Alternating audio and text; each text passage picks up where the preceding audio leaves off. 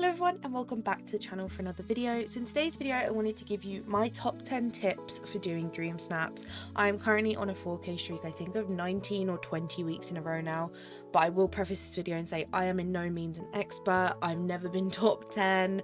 I'm not like a dream snap expert at all. This is just the tips of what I personally do to do my dream snaps, and obviously I'm kind of on a consistent streak now getting 4K, so hopefully that doesn't change at all anytime soon. But I wanted to kind of give you my top tips of how I do things that I feel like help me get the 4K mark on my dream snaps and do consistently pretty well. And I know these are some tips that other people tend to use as well that are also getting 4K, so I wanted to put this out for anyone who is struggling to get 4K on their dream snaps, is new to dream snaps, isn't sure how to kind of prioritize different elements of it, how to compose it. I wanted to kind of give you my tips, but as I said, I am in no means an expert, so please do not just listen to my advice. This is just personally what I do. So tip number one, which I think is probably the biggest tip I can give you, is lighting. So making sure the lighting is on your character's face. You can see all the colors in the dream snap. You can see all the different areas that you've created, whether it be your outfit or your decor behind you. Having really good lighting will really help you be able to see the character, as even in a decor challenge, a lot of the time the character is kind of in the picture or there's a certain area of the decor that you want to highlight. Having the lighting on that main focus will help voters gravitate towards your picture, see a really bright, beautiful picture that you could even have during nighttime. By including lighting, it means you can kind of use pictures throughout any time of day, and the lighting will really benefit you in highlighting your picture and making it stand out compared to the one it is against. As well as that, lighting can be used to create really nice themes and ambience. There are a lot of different lighting options both in the Scrooges and in your crafting table that are all different colors and styles, and using these can be really beneficial in creating a really nice vibe. So for example, in my backpack dream snap this week, I have used the green lamppost and the purple lamppost to create this really lovely spooky vibe that fits with the theme of my picture, which is this purple and green Maleficent backpack. So the lighting tying in with the main focus, which is my character, just means everything has this really nice vibe. You can see it straight away and it catches your eye, and you could do this for any different theme. It doesn't have to be this kind of spooky theme. Using your lighting will really benefit you in being able to create a really nice vibe, a really nice ambiance. So for example, if you were doing an autumnal theme, orange lights would be really good. You're doing an icy theme, blue lights would be really good. So making use of those coloured lampposts we can get in the crafting table will really help you. As well as that, you can create really nice designs using lighting as well to kind of make everything tie in really well together and really catch people's attention, which is the main thing you want to do in dream snap voting. Tip number two is photo framing. So making sure that you can kind of see all the different elements of what you've created in your photo, whether it is one of your character or of the decor behind you. Having a really nice framing for your photo can really help in, again, making it really eye-catching and look really detailed. So for example, putting things really close in the foreground can really help to give you this really nice framing of your shot. It looks less bare and less open, and it will really benefit you in being able to kind of tie everything together and really give it a lot more depth. Tip number three is tags. So as you all know, even if you're new to dream snaps, you will have 4 different tags in the dream snap prompt that you have to hit. 2 of them are mandatory and 2 of them are optional. However, you do want to try and include tags for all 4 of these. Obviously the mandatory ones you have to do in order to submit your picture, but the optional ones do also help towards your rank. Now, we don't know the exact sort of statistic of how tags help your picture, but it has been confirmed that tags do help, and they do boost your picture and boost your score, which means that even if you got less votes, if you've got quite a high score on tags, it can really help you kind of boost your score regardless of the voting. So making sure you're focusing on tags is really important. For outfits, obviously it's harder to do because there's only so much you can put on your character, but just making sure you're using all the different accessories, different like categories of what you can include. So making sure you have jewelry, things on your head, backpacks, socks, anything that can really boost your tags will help you out so much for outfits. And then for decor, obviously it's a lot easier to be able to include a bunch of tags. because there's usually a huge list of stuff you can use for decor on Dreamsnaps.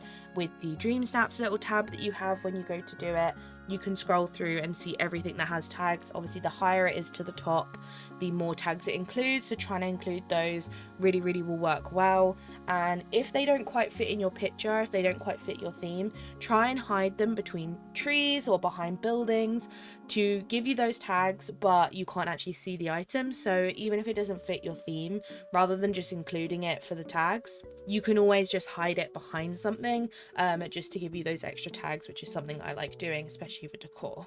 Tip number 4 is relevance. So making sure you're relevant to the theme. Now I know this can be quite hard, and as much as Dreamsnaps is kind of your own interpretation and your own creativity, you do need to think about what the theme is and how other people are going to view it. So for example, you can always do a little twist on the theme or do something that's like a reference or something that's very unique, but you do still want to keep it to that theme. For example, if the theme was autumn, you don't want to then be doing a wintry style picture because it won't resonate with the voters. But say for example the theme was autumn and you decided to do more of a spooky Halloween vibe, it does still tie in and does still work for the theme even if it's not directly autumn. So just making sure your pictures are relevant, and as well as that, making sure the decor you're using and the outfits you're wearing are relevant to the theme. Sometimes I see these really amazing pictures on like outfit weeks, and the decor is like perfect and beautiful, but their outfit doesn't like match up, and because you're voting on the outfit, it can sometimes lower your result. People are less likely to vote for it. So just making sure that everything is relevant and works well together will really benefit you. There is absolutely no harm in doing something out of the box, something unique, but just making sure that it is relevant to the theme or relevant to whatever you've created, so the outfit and the decor match, will really help you in kind of creating this really nice synchronized picture. Number 5 is inspo. Now when it comes to Dreamsnaps, there is always going to be people who do take inspiration from other people, but there is also people that decide to copy. Now I will say, if you are new to Dreamsnaps, please do not copy other people's submissions. It's not fair on those people. I've had it happen to me multiple times. I know a lot of people have had it happen to them. There is nothing you can do when you're sharing it on a public platform. There's nothing you can do to really change that. So if you do choose to share your Dreamsnaps online, be aware that people may do that. But on the other hand, taking inspiration from other people is okay. A lot of people post their Dreamsnaps on an online platform to inspire other people, so don't worry about taking inspo. But a good place to look would be on places like Reddit, Pinterest. YouTubers will do live streams that will come up with like their Dreamsnap with their community. There is also the Dreamers portal, which I'll link down below, which is a website created by another DDV YouTuber, and he created this amazing portal where people can upload their Dreamsnaps and really inspire other people. So I'd say there is absolutely no harm in getting inspiration from other people, especially if it's a theme you're not feeling too confident on. Tip number 6 is weather. Now, weather in DDV is a tricky one because we have no control over whether it rains, it's sunny, it's storming. We have no control over these things. However, I will say trying to do your Dreamsnaps in the weather can be difficult, especially if you're on a bit of a time crunch, because DDV will randomly just decide when it wants to rain. But I will say weather does have an impact on your picture, because when it does start to rain in DDV, all of the colours and saturation of the game drops, so it goes very muted and very bland and plain, and obviously goes a lot darker because the sun's not out. So it kind of does make having really good lighting on your character really difficult if it is really dimmed. Trying to avoid rain is probably a very good idea unless the theme of your picture or something you want to do for your picture is rain themed. So say for example we had a Dreamsnap prompt that was like going out in different weathers or something, or you were doing like an autumny theme that had like the rain element to it. Now that we can use accessories in Dreamsnaps, I feel like using the umbrella would be really fun in like a rainy shot. That's completely fine because that's your theme and that's what you're going for, but I always find trying to take my pictures in direct sunlight will always give you the best lighting. As you can see with my character now, she is in direct sunlight. It means she is the main focus of the shot, and it just gives you this really nice like color scale of everything, and the rain can kind of mute everything. Anytime that I feel like as well that rain really works is when it is raining in your valley. in the Frosted Heights it will be snowing, and that is the only time it will snow up there, is when it's raining in the rest of the valley. So if you are doing like a wintry shot and you want to have snow, you want it to be raining, because once it rains in the valley, the Frosted Heights will give you that gorgeous snowfall, which can work really, really well in Dreamsnaps. So it can also be really, really beneficial with having different types of weather in the valley, but I'll say it's just something to be conscious of because it can change the color of your shot. Tip number 7 is characters. Now, those of us who do Dreamsnaps know how difficult it is to get characters into our shot and to get them where you want them to be and to get them to cooperate. I have spent hours upon hours of time just sat there waiting for characters to do what we need them to do, because we currently don't have a function in the game that makes them really pose how we want, apart from the furniture items now that kind of gather villagers. But when it comes to randomly selecting villagers that fit your theme or fit your style of what you're doing, there is no real way that we can like make them do exactly what we want them to do. So I will say it is a struggle, but using characters will really, really benefit you when it comes to Dreamsnaps. A lot of people who get higher ranks in Dreamsnaps will have included characters. People like to see characters in Dreamsnaps. Getting characters in certain poses can really, really help. So getting them in their like normal animations will really, really benefit you. So try and include characters where you can, especially if they are relevant to the theme. For example, if you were doing something spooky, you would want characters in like a costume, or you'd want a villainous character like Mother Gothel, or someone that's obviously very, very synonymous with Halloween like Jack. You'd kind of use those characters that you feel work with the theme. But using characters can always be really fun, and even if you only have one character in there, you can just get them to hang out with you and they will stand where you want them to. They just won't do the animations. So that is an option if you're finding it really, really difficult to work with multiple characters, because it can be a really big struggle. Tip number 8 is companions and poses. Now in the game we obviously have a few different poses that we can choose from, as well as companion poses, and now we've obviously also got the tool skin poses and also the accessory poses. So we now have a lot more accessibility when it comes to doing poses in Dreamsnaps.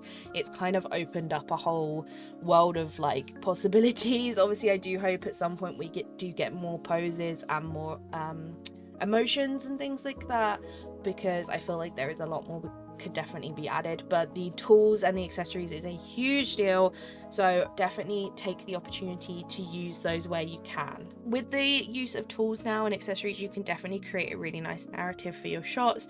You can really give those tools purpose and make them feel really, really fitting. For example, using a fishing rod, you could create a really nice beachy themed shot where it looks like you're going fishing with other characters. You could use the mining tool to obviously go and look like you're mining rocks with characters. There's so much you can do now with those new poses, so I would definitely say utilize those, come up with something really, really creative, because I think people will really love to see them with all of the new Dreamsnaps at the moment. Tip number 9 is about using relevant biomes to help with atmosphere. Now, using particular biomes can be quite hard, especially if your valley is decorated like mine. Obviously, I do have a few biomes at the moment that are empty because I haven't got round to them yet. But sometimes I do get a Dreamsnap theme come up and I think, oh, I really wish I could use this biome. And until we do get more space, this is going to be a continuing kind of thing, but I would say where you can, use relevant biomes to fit the theme. Obviously with a lot of themes that's not even a question, you can kind of do it wherever you want, but other themes it is more difficult, especially seasonal ones. So for example, if you're doing a spooky shot, a lot of people are going to want to do it in Forgotten Lands, and if you're doing a wintry shot, a lot of people are going to want to do it in Frosted Heights. Obviously, by no means do you have to. You can do it wherever you choose to, and even if you didn't do it in your valley, you could do it in Eternity Isle, you could do it wherever you want. But I do feel like sometimes with certain specific themes, using those relevant biomes will help you create a really nice atmosphere. But as I said, it is not mandatory, but just try and be creative with it, and you can kind of create whatever you want in any biome of your choosing. The final tip, tip number 10, is the main thing, which is create something you love. Do not feel pressure on yourself to hit a certain standard or to hit a certain result. Obviously getting 4K Moonstones is great because it really does help with the premium shop and getting all of those premium items, and if you're kind of consistently getting a low result, it can feel really deflating because you know you won't be able to kind of get the things you want to get. So I completely understand that obviously people do feel like they need to hit 4K, But don't pressure yourself. Don't look at other people's results and feel really disappointed or really upset in what you've made. At the end of the day, you just have to look at it and think, what can I tweak and change next time? What can I adapt with how I'm doing Dreamsnaps to make it more appealing to people who are voting? Or what can I change that will kind of help me feel more confident in my submission? But at the end of the day, creating something that you love and you really have like put time and effort and like heart into is realistically the most important thing. I do feel like sometimes people see other people's submissions and they just copy them and they get the 4K, but they've not actually done it themselves. They've just copied someone else's, which I just don't feel like is the point of Dreamsnaps at all.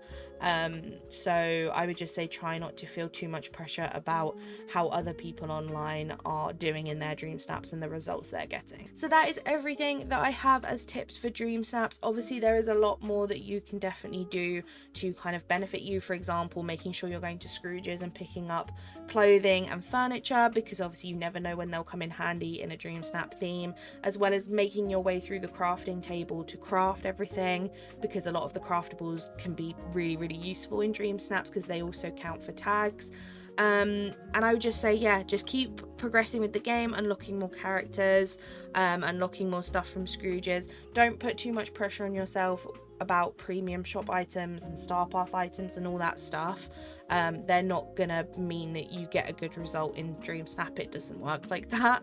As much as some people claim it does, it really doesn't. I've seen Dreamsnaps before that have got loads of premium shop items in and they've got a lower rank than something that is got just like crafted and Scrooge items in. It really has no rhyme or reason. Obviously some stuff will kind of work better in certain themes, but don't feel pressure to get those either. But just making sure you're getting the crafted stuff and the Scrooge's stuff will really help so that you're prepared for whatever theme might pop up. I hope you guys did enjoy and you found these tips helpful, whether you're a new player or if you're a continuing player who's been doing Dreamsnaps for a long time. As I said at the start, I am no expert. This is just the tips that I think of when I'm doing Dreamsnaps. These are the things that I think about to kind of do my pictures and want to include certain things. Obviously it is hard to do that depending on what the theme is, because sometimes it can be a little bit tougher than other times, but I feel like these tips overall what really helped me to feel confident in what I've created that week. Let me know down below what you think, and if you have any other tips for anyone else, please put them in the comments. It's nice to hear other people's thought processes when they're doing Dreamsnaps, because they're probably different to mine and there's probably things that I don't think about but they do. So I feel like that would be really interesting to know, just not only for me but for everyone else as well. Make sure you like and subscribe. We are so close to 3K subscribers, so any help in getting there would mean so much to me. Have a lovely week and I will see you in the next one. Bye.